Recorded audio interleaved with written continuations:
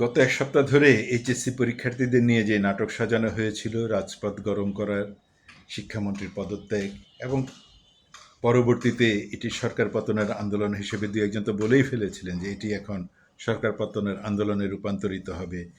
তার পরবর্তীতে প্রয়োজনে শেখ হাসিনাকে ফিরিয়ে আনা হবে।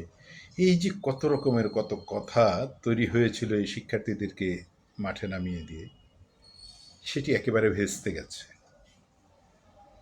আরও একবার উন্মোচিত হয়েছে পর্দার আড়ালের সেই কালো কুৎসিত বিড়ালগুলোর চরিত্র। এরা কখনোই আসলে বাংলাদেশের স্বাধীনতা, সার্বভৌমত্ব, গণতন্ত্র, স্থিতিশীলতা, উন্নয়ন এগুলো চায় না। যে স্টুডেন্টদেরকে রাজপথে নামিয়ে দিয়ে পেছন থেকে নানা উস্কানি দেওয়া হচ্ছিল, তারা নিজেরাই জানে না আসলে তাদের মূল দাবিটা কি। মূল দাবিটা কি, কেন তাদেরকে ফার্মের মুরগি বলা হয়েছে, এই জন্য শিক্ষামন্ত্রীর পদত্যাগ, নাকি মূল দাবিটা হচ্ছে প্রশ্নপত্র খুব কঠিন হয়েছে, সেই জন্য পরীক্ষা খারাপ হয়েছে, সুতরাং একটি অটো পাসের ব্যবস্থা করে দেয়া, এটি নাকি মূল দাবিটি হচ্ছে ক্লাসে বসে, হলরুমে বসে, পরীক্ষার হলরুমে বসে অবাধে নকল করার সুযোগ দেয়া, নাকি মূল দাবি এটি প্রাকৃতিক দুর্যোগের কারণে যেই অঞ্চলগুলোতে পরীক্ষা কেন্দ্রগুলো ডুবে গেছে, সেই অঞ্চলগুলোতে পরীক্ষা স্থগিত না করে পুরো বাংলাদেশের পরীক্ষা স্থগিত করে বাদ দিয়ে সবাইকে অটো পাসের ব্যবস্থা করে দেয়া? কোনটি দাবি এখানে? শিক্ষামন্ত্রী উনি ভুল স্বীকার করে দুঃখ প্রকাশ করেছেন যে আমার ওই শব্দটি বলা ঠিক হয়নি, ফার্মের মুরগি শব্দটি বলা ঠিক হয়নি। আমি দেখলাম হাসনাত আবদুল্লাহ মহাবিপ্লবী, মহান নেতা, বাংলাদেশে একমাত্র নেতা উনি। উনি কথায় কথায় উনি লাফ দিয়ে দাঁড়িয়ে যান, মাইক ভেঙে চুরে চুরমার করে ফেলেন, ওনার কণ্ঠতে বজ্র নিক্ষিপ্ত হয়।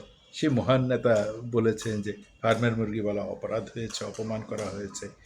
আপনি যখন ঢাকা বিশ্ববিদ্যালয়ের ছাত্র, যখন আপনি বঙ্গবন্ধু শেখ হাসিনা বলে বলে স্লোগান দেন, তখন শেখ হাসিনা বলেছে না ফার্মের মুরগি? তখন কোথায় ছিলেন হাসনাত আবদুল্লাহ?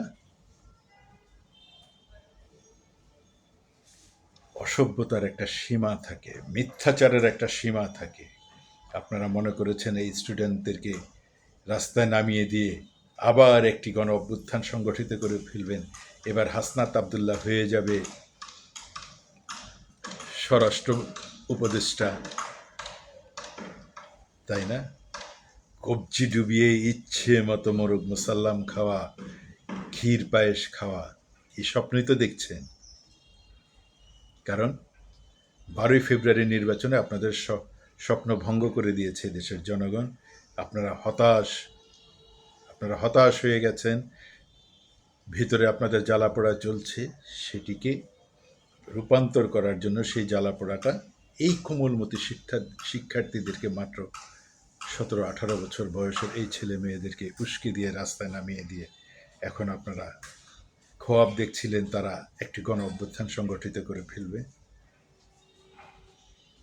সচিবালয়ের সামনে এসে সচিবালয়ের গেটের ভিতরে প্রবেশ করে সরকারের পতন ঘটিয়ে দিবে, কিংবা সংসদ ভবনের সামনে কয়েকটি গাড়ি ভাঙচুর করে সরকারের পতন ঘটিয়ে দিবে। এটি আপনাদের মূল উদ্দেশ্য। কারণ ছাত্রছাত্রীরা তো বলেই দিয়েছে তারা এখন এটিকে সরকার পতনের আন্দোলনে রূপান্তর করবে, এক দফার আন্দোলনে রূপান্তর করবে। তারা শেখ হাসিনাকে ফিরিয়ে আনবে। শেখ হাসিনা ফিরে আসলে সেখানে হাসনাত আবদুল্লাহ হয়তো আওয়ামী লীগের সেক্রেটারি জেনারেল হয়ে যাবে, সার্জিস আলম হয়তো বড় কোনো একটি মন্ত্রণালয়ের, শিক্ষা মন্ত্রণালয়ের দায়িত্ব হয়তো সার্জিসকেই দেওয়া হতে পারে। আপনারা এই স্বপ্ন দেখছেন? এইভাবে আপনারা পতিত স্বৈরাচারকে দেশে ফিরিয়ে আনার যে কূটকৌশল করছেন, এটি কি এত সহজে বাস্তবায়িত হবে? পৃথিবীর ইতিহাস ঘাটলে এই পর্যন্ত, অন্তত গত 100 বছরের ইতিহাস ঘাটলে এই পর্যন্ত দেখা যায় যে যারা গণ অভ্যুত্থানের মাধ্যমে সরকার পতন হওয়ার পরে সরকার প্রধানরা যারা দেশ থেকে পালিয়ে যেতে বাধ্য হয়েছে তারা আর দেশে ফেরত আসতে পারেনি। গত 100 বছরের ইতিহাসে অন্তত তাই বলে। আমরা যতটুকু ইতিহাস পড়ে জেনেছি সেখান থেকে এটুকু বোঝা যায় যে 100 বছরের ইতিহাসে কোনো স্বৈর শাসক দেশ ছেড়ে পালিয়ে যাওয়ার পরে দেশে ফেরত আসতে পারেনি। তাহলে আওয়ামী লীগকে একটি বিশ্ব রেকর্ড তৈরি করতে হবে, অন্তত 100 বছরের একটি বিশ্ব রেকর্ড তাদের তৈরি করতে হবে, করে তারা দেশে আসতে হবে। সেই রেকর্ডটি কি আপনারা তৈরি করে দেওয়ার পথ তৈরি করছেন? হাসনাত আবদুল্লাহ, সার্জিস আলম, নাহিদ ইসলাম, আক্তার, তারপরে সজীব ভুইয়া, আপনারা মিলে সেই পথটি তৈরি করে দিচ্ছেন। তারা যেন একটি বিশ্ব রেকর্ড তৈরি করতে পারে, তারপরে দেশে এসে আপনাদেরকে আবার খুব সুন্দর করে পদ পদবি দিয়ে আপনাদেরকে মূল্যায়িত করবে। এত সহজ একটি রেকর্ড তৈরি করা? আওয়ামী লীগের পতন ঘটাতে এটি জাতিসংঘের হিসেবে 1400 মানুষের জীবন দিতে হয়েছে, হাজার হাজার মানুষের অঙ্গ হানি হয়েছে, লক্ষ লক্ষ মানুষের কারাবরণ করতে হয়েছে, লক্ষ লক্ষ মামলা মোকাবেলা করতে হয়েছে। তারপরে একটি গণ অভ্যুত্থানের মাধ্যমে যে সরকারের পতন হয়েছে, সেখানে কেউ একজন ফার্মের মুরগি বলবে আর সাথে সাথে কয়েকশো ছাত্রছাত্রী রাস্তায় নেমে এসে প্রথমে শিক্ষামন্ত্রীর পদত্যাগ চাইবে, তারপরে এটি সরকার পতনের আন্দোলনে রূপান্তরিত হবে। আর দৌড়ে যে সংসদ ভবনের চেয়ারে বসে গেলে আপনি এমপি হয়ে গেলেন, সচিবালয়ের ভেতরে গিয়ে মন্ত্রীর চেয়ারে বসে গেলে আপনি মন্ত্রী হয়ে গেলেন। জিনিসটা কি এত সহজ? এত সহজ? আপনাদের এই কুৎসিত রূপটি আপনারা আরও একবার প্রকাশ করলেন। এই ছাত্রদেরকে উস্কে দিয়ে তাদের মধ্যে থেকে এই কথাগুলো বের হয়ে এসেছে। আপনারা আসলে